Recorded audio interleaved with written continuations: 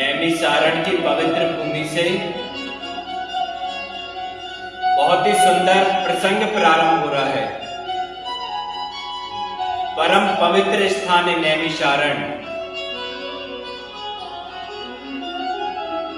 जब सौनकादिक ऋषियों ने ब्रह्मा जी से पूछा कि हे ब्रह्मदेव, आप हमको कोई ऐसा स्थान बताइए जहां पर हम भगवान का खूब भजन कर सके,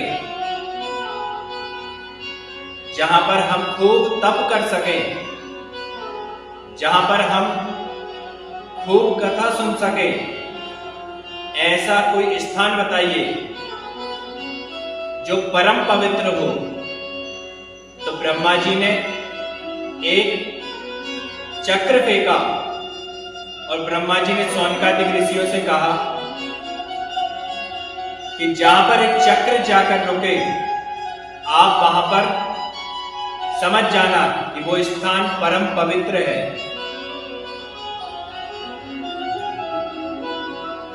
आपके भजन करने के अनुकूल है, आप समझ जाना। जब ब्रह्मा जी ने चक्र फेंका, पीछे सौनकादिक ऋषि चले। महाराज, जहां पर वो चक्र जाकर रुका, तब से उस स्थान का नाम चक्र तीर्थ पड़ गया। बहुत ही प्यारा वो तीर्थ है जिसको हम सभी नैमिषारण्य कहते हैं। उत्तर प्रदेश में एक तीर्थ पड़ता है। नैमिषारण्य का अर्थ होता है अरण्य, मतलब घनघोर जंगल, और नैमिष मतलब होता है पृथ्वी का सेंटर ऑफ पॉइंट, अर्थ का बीचों बीच जहां पर घनघोर जंगल है, अरण्य है, वो नैमिषारण्य है। तीरथ बर नैमिष विख्याता, अति पुनीत साधक सिद्धिदाता। जहां पर सौनकादिक ऋषि विराजमान हो गए और उन 88,000 सौनकादिक ऋषियों के बीच सूत जी महाराज प्रकट हो गए। विशेष पुराणों का ज्ञान सूत जी महाराज को है, परम ज्ञानी है, कोई साधारण संत नहीं है। सूता पौराणिक प्रोक्ता, विशेष पुराणों का ज्ञान सूत जी महाराज को है। आप कोई भी कथा सुनेंगे, सूत जी महाराज सुनाते मिलेंगे और सौनकादिक ऋषि सुनते मिलेंगे, और स्थान भी नैमिषारण्य ही होगा, कोई दूसरा स्थान नहीं होगा। आज सौनकादिक ऋषियों ने सूत जी महाराज के चरणों को गंगा जल से धोया है। ऊंचे स्थान पर सूत जी महाराज को विराजमान कराया और 88,000 ऋषियों का प्रतिनिधित्व जो करते हैं उनका नाम है सौनक जी, इसलिए हम कहते हैं सौनकादि। मतलब जो हेड है वो सौनक जी महाराज है।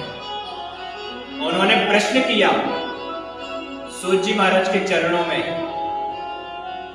और इन्हीं 3 प्रश्नों के आधार पे भागवत कथा का प्रादुर्भाव हुआ है, भागवत प्रकट हुई है।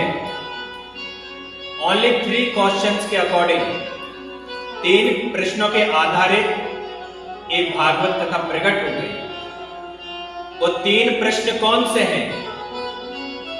कि भक्ति ज्ञान वैराग्य विवेको वर्धते महान। हे गुरुदेव, आप हमको ऐसी कोई कथा सुनाइए जिसको सुनकर हमारे हृदय में भक्ति ज्ञान वैराग्य जागृत हो। ऐसी कोई कथा, ऐसा कोई आख्यान आप हमको सुनाइए, प्रसंग ऐसा कोई हो तो आप हमको सुनाइए। दूसरा प्रश्न सौनकादिक ऋषि ने सूत जी महाराज के चरणों में बड़ा प्यारा किया है अह घोरे कलो प्रायो जीवश्चासुरताम गता। एक कलयुग जो है महान दुष्ट है, और ऐसे कलयुग में मानव दानव बन चुका है। कलो प्रायो जीवश्चासुरताम गता। इंसान के अंदर इंसानियत नजर नहीं आती, मानव के अंदर मानवता नजर नहीं आती, ह्यूमैनिटी खत्म हो गई है। आप ऐसा कोई प्रसंग बताइए जिससे मानव जो दानव बन चुका है वो फिर से मानव बन जाए, पुनः उसके अंदर इंसानियत जागृत हो जाए। क्योंकि ये तीन ही होते हैं, देव, दानव और मानव। तीनों में बड़ा विशेष अंतर है। जो ये कहे कि देव तेरा तो तेरा है, जो मेरा है वो मेरा है, लेकिन चिंता नहीं करना, यदि कभी जरूरत पड़ी तो मेरा भी तेरा है। जिसके अंदर एक भाव है वो इंसान के रूप में देवता है। जो ये कहे कि तेरा तो तेरा है, मेरा तो मेरा है, ना तू मेरे से लेना ना मैं तेरे से लियो, तू अपना देख मैं अपना देखूं, जिसके अंदर एक भाव है, समझना वो इंसान है। और जो ये कहे कि तेरा तो तेरा है, मेरा तो मेरा है, लेकिन बेटा चिंता नहीं करना, वक्त पड़ा तो तेरा भी मेरा है, जिसके अंदर ये भाव है, बंधुओं वो इंसान के भेष में दानव है। क्योंकि न सूरत बुरी है न सीरत बुरी है। इंसान बुरा क्यों है? क्योंकि नियत बुरी है, नियत बुरी है। इंसान बुरा नहीं होता, बोले उसकी नियत बुरी होती है।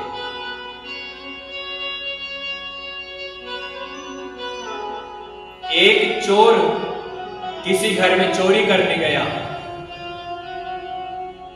रात के तकरीबन 2-3 बज रहे थे। सभी घर के लोग सो चुके थे, अंधेरा था। तो जैसे तैसे सेठ के घर में अंदर पहुंच गया। उस लॉकर वाले कमरे तक वो खोजते खोजते वो चोर पहुंच गया। और जब उस चोर ने लॉकर पर टॉर्च मारी तो आज चोर हैरान कि ये मैं पहली बार ऐसे अनोखे घर में आया हूं। आज से पहले तो मैंने कितने ताले तोड़ने पड़े, लेकिन इसमें तो लिखा है ज्यादा मेहनत करने की जरूरत नहीं है, खाली नंबर दबाओ 3, 5, 7, तिजोरी अपने आप खुल जाएगी। ऐसा नोट लगा था उस तिजोरी पर। अब महाराज उस चोर ने हड़बड़ी में नंबर दबा 3, 5, 7। अब लॉक तो खुला नहीं, लेकिन सायरन बजने लगा, अलार्म बजने लगा। घर के सभी लोग उठ गए, समझ गए कि कोई चोर घुसा है। तुरंत पुलिस आई, उस चोर को पकड़ा और एक डंडा लगा। सेठ दरवाजे पर खड़ा है और पुलिस उस चोर को ले जा रही है। तो मालूम है उस चोर ने जाते जाते क्या कहा सेठ से कि सेठ जी जो हुआ सो हुआ, लेकिन आज इंसानियत के ऊपर से भरोसा उठ गया है। आज मैं समझ गया कि मानवता बिल्कुल नहीं बची। बंधुओं, जिसकी नजर दूसरे के धन पर है वो इंसान के भेष में दानव है। वो इंसान नहीं है। अब सूत जी महाराज बहुत प्रसन्न हुए जब शौनकादिक ऋषियों के प्रश्न सुने। तो सूत जी महाराज कहते हैं कि ऋषियों, मैं तुमको विशेष माध्यम से तुम्हारे प्रश्नों का उत्तर दूंगा। यदि तुम्हारे प्रश्नों का समाधान कहीं है तो बोले वो केवल भागवत शास्त्रम, मैं भागवत कथा तुमको सुनाऊंगा कि काल व्याल मुख ग्रासे त्रास निर्णास हेतवे श्रीमद् भागवतम शास्त्रम कलो किरण भासितम। इस संसार में प्रत्येक व्यक्ति उस काल के काल में जाने वाले हैं। ऐसा कोई व्यक्ति नहीं है जो ये कहे कि मैं मरूंगा नहीं। प्रत्येक व्यक्ति एक नहीं कह सकता कि मैं अमर हूं। भले कोई पहले मरेगा, कोई बाद में मरेगा, लेकिन मृत्यु एक अटल सत्य है।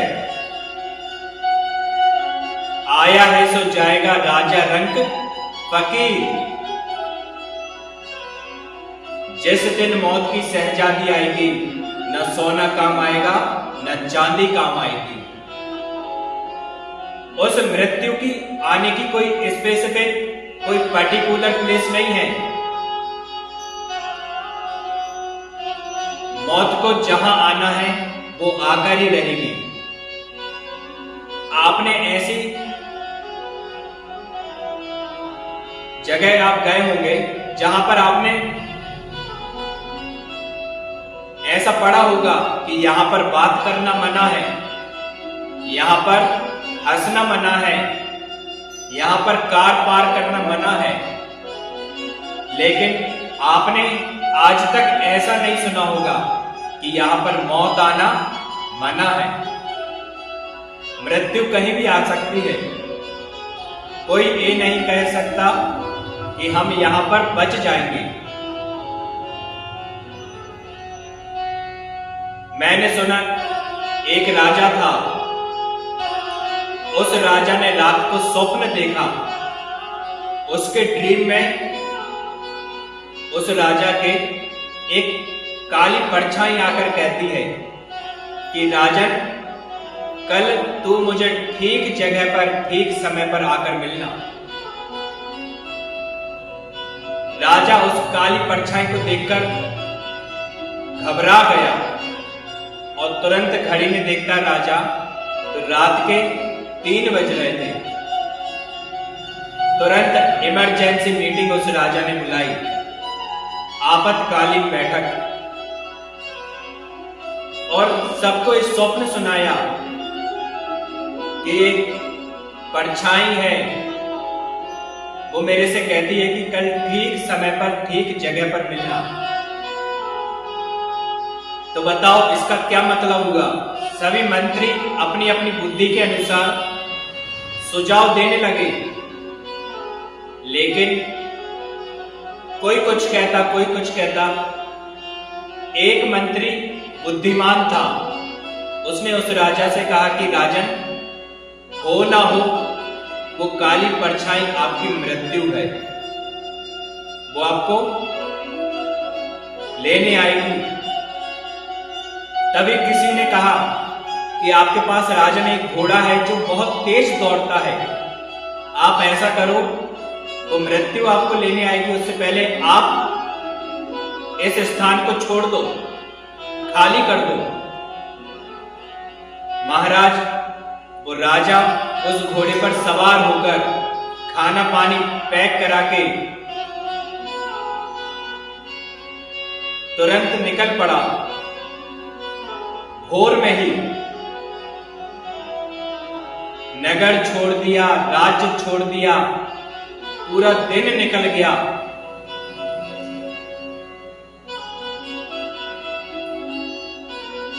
पूरी रफ्तार से वो घोड़ा दौड़ते जा रहा है। राजा परेशान हो गया सवारी करते करते। महाराज, उस राजा ने सोचा कि अब मैं थोड़ा आराम कर लेता हूं, क्योंकि अब तो मैं अपने महल से, अपने नगर से, अपने राज्य से बहुत दूर निकल आया। अब वो काली परछाई यहां थोड़ी आएगी। तुरंत घोड़े को बांधकर एक वृक्ष के नीचे वो राजा चैन की सांस लेता है और 2 घूंट पानी पीकर जब वो सांस लेता है जोर से, तो ठीक उस समय 6 बज रहे होते हैं और उस राजा के कंधे पर एक कोई हाथ रखता है। तो राजा जब पीछे मुड़ के देखता है तो वही काली परछाई थी जिसको राजा ने स्वप्न में देखा था। राजा घबरा गया। वो काली परछाई तो उसकी मृत्यु हुई थी। वो काली परछाई साया मुस्कुराकर कहता है कि राजन, तू ठीक समय पर ठीक जगह पर आ गया। तुझे यही मरना है और मैं यही सोच रही थी तू कितनी दूर महल में बैठा है, लेकिन तुझे कहां मरना है। लेकिन राजन, तू ठीक समय पर ठीक जगह पर आ गया है, तुझे यही मरना है। तुरंत राजा के मुंह से ब्लड निकला और राजा का गोविंदाय नमो नमः। राजा की उस स्थान पर मृत्यु हो गई। कहने का अभिप्राय बंधुओं यही है कि वही हवा जो मेरी जिंदगी चलाती है, वही तो मेरे चिराग भी बुझाती है। वही हवा जो मेरी जिंदगी चलाती है, वही तो मेरे चिराग भी बुझाती है। और जो मौत के डर से घर में बैठे हैं, उन्हें खबर दो, मौत तो घर में भी आती है। मौत तो घर में भी आती है। आप कितना भी 100 करोड़ 200 करोड़ कितना भी धन लगा देना, लेकिन डॉक्टर आपको 1 सेकंड भी एक्स्ट्रा नहीं देंगे। ये समय जो मिला है, ये बहुत कीमती